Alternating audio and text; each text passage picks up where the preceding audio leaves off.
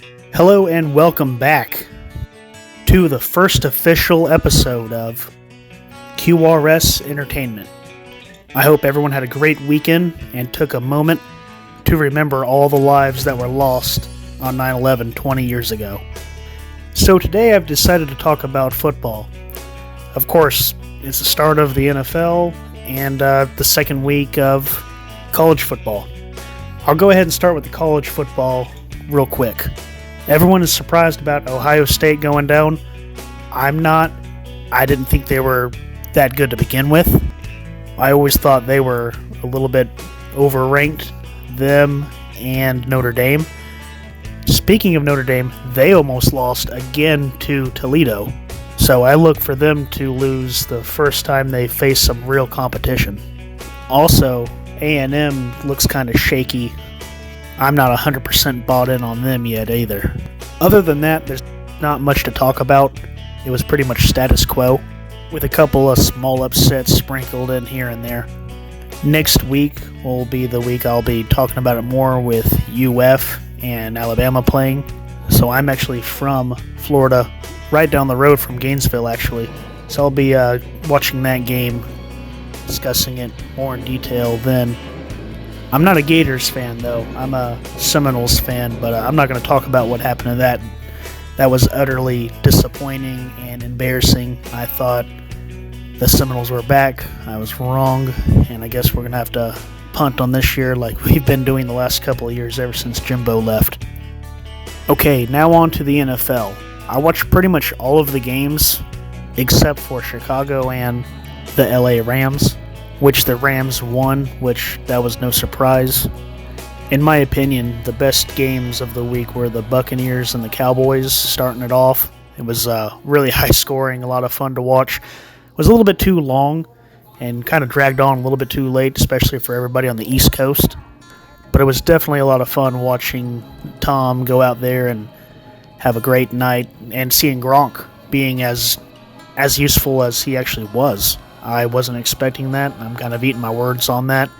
Definitely getting dogged on from other guys in my fantasy league, especially for the guy that took him. I told him he was a fool for taking Gronk. I still kind of stand by that, but it's a long season. He was definitely right for this first game at least. But also seeing Dak come back from that injury, and he looked amazing as well. Like he hasn't missed a beat.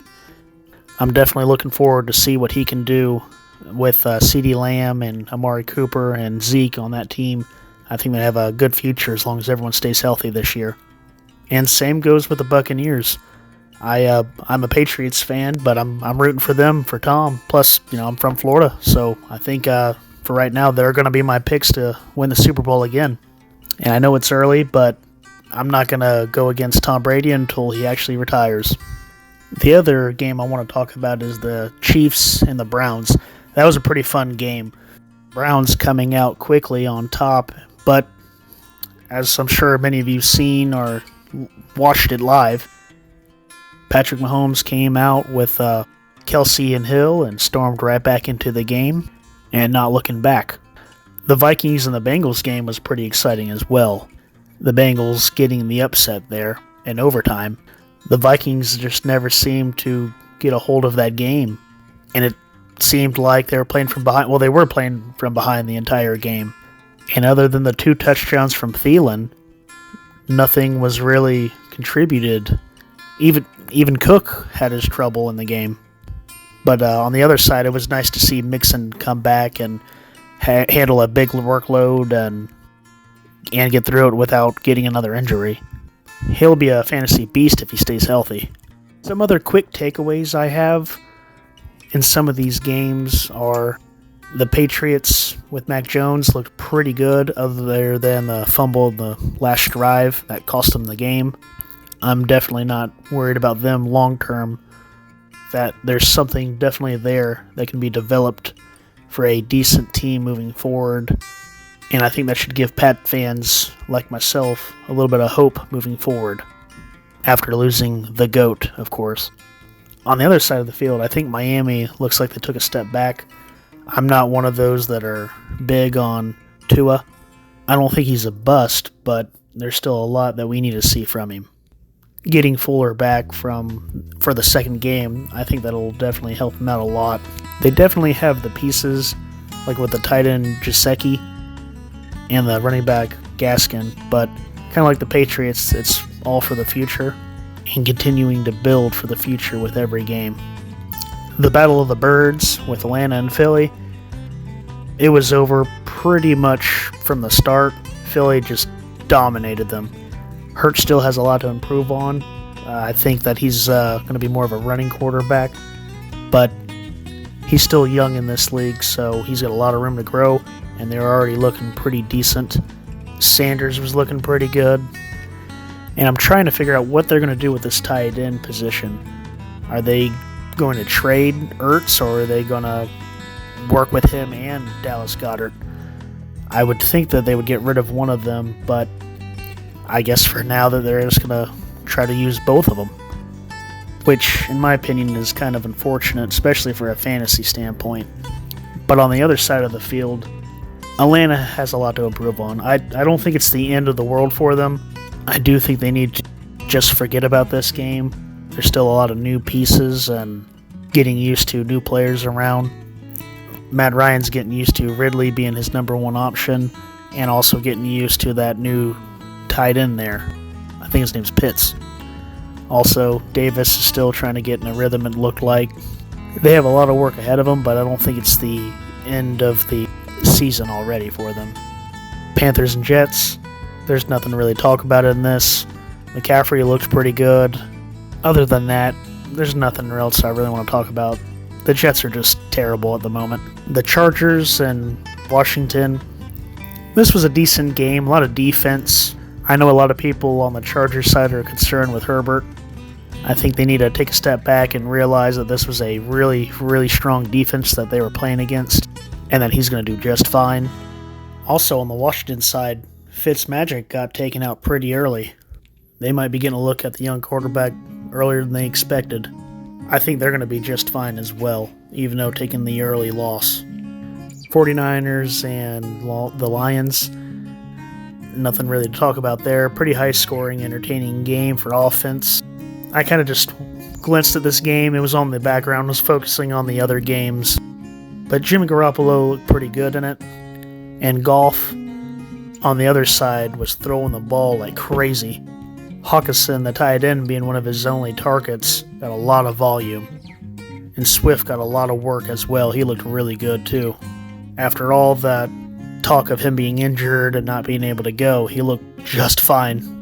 But the 49ers get the win. Not surprising there. The Pittsburgh and Buffalo game, this was a interesting game. It didn't seem like Pittsburgh had anything going for it, and then the defense just took over. Neither offense looked particularly that well. It's just that the Pittsburgh's defense, they got a pick six in it, and once they went ahead, it was over. Josh Allen could never really connect with Diggs or any other receivers, and that was that. Pittsburgh gets the win. Seahawks and the Colts. The Seahawks look awesome. Russell Wilson doing what he does during the beginning of the season, always looking like a MVP candidate, especially when the first couple of games come around. He's unstoppable, with Lockett getting a lot of the touchdown work. The Colts didn't really stand a chance in this game. The Seahawks were just all over them from the start, and it was no looking back. The Jags and the Texans, this was a barf of a game. Trevor Lawrence looked decent, but I can't imagine Texans winning more than maybe one other game. And this was probably the Jags' best chance to win, too. I'm sure they're going to get one somewhere in the schedule, but there is rumblings about Urban Meyer already having trouble there. I'm curious to see how things turn out in Jacksonville, already having some issues, and it's only one game in. Denver and the Giants, nothing to really talk about there other than New York teams are terrible. Saquon looked limited, and Melvin Gordon looked like he still had a little bit left in the tank. And then Arizona and Tennessee, the Arizona beatdown, 5 touchdowns for Murray. It was just a bloodbath. Tannehill was getting sacked and having turnovers left and right. It was definitely a sad day for Brown owners, A.J. Brown that is, in fantasy. He did have a touchdown which saved the day for him, but the guy I was going against had Murray, so it was not going well. It was a beatdown all around. Also, I saved talk about this game last, and that was the Green Bay and the New Orleans game. And man, Aaron Rodgers looked horrible. He looked like he didn't care, like he didn't want to be there. I know Aaron Rodgers came back to play for Green Bay, but did they say when he was coming back? Because it definitely didn't look like he came back in this game. Winston was unstoppable, probably for the first time since he was in FSU or a Seminole. It must be the eyes. He had some eye work done in the offseason, so that has to be it, because he had plenty of talent in Tampa. Or maybe this is just a mirage. Maybe the touchdown/interception warrior will come back in the next game. We'll have to see. There's also one other game that comes on tonight as I'm recording this. Vegas and Baltimore. I see a lot of people taking Vegas, and I don't quite understand. I'm going to take Baltimore all the way. And now that I've said that, Baltimore is definitely going to lose. I'm not someone who thinks that Baltimore is a top-tier team. I think they're okay. I think they're right in the second tier, but they're definitely better than Vegas, and I don't really have any faith in Vegas. I know a couple people that I've seen in the media are taking them. I don't understand why. But if they happen to win and Baltimore goes down, I'll definitely eat my words on my next podcast. I also want to say real quick before I leave, I want to keep you updated on my fantasy team. I'm going to take a week 1 loss already.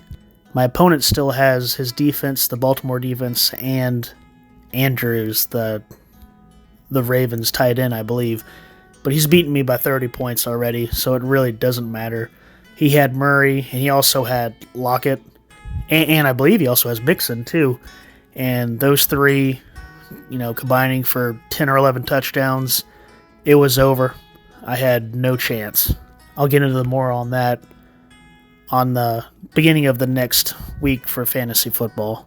Also, I'm going to be talking some baseball, hopefully in the next podcast, but that's it for now. Thank you for listening. I'm Bandicoot with QRS Entertainment. Have a good one and take it easy.